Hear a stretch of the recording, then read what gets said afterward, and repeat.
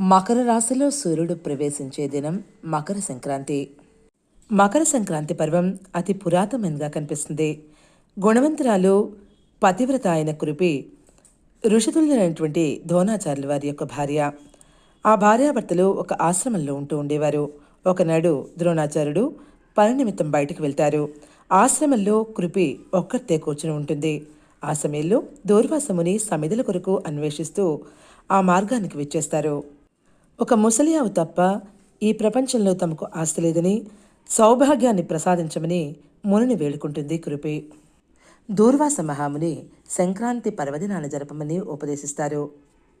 శుచిగా బ్రాహ్మణునికి పెరుగు దానం చేయాలి. నందుని భార్య అయిన యశోద ఈ విధంగానే పెరుగు దానం చేసింది. ఆ దానానికి ఫలితంగానే శ్రీకృష్ణుడు కొడుకుగా లభించాడు.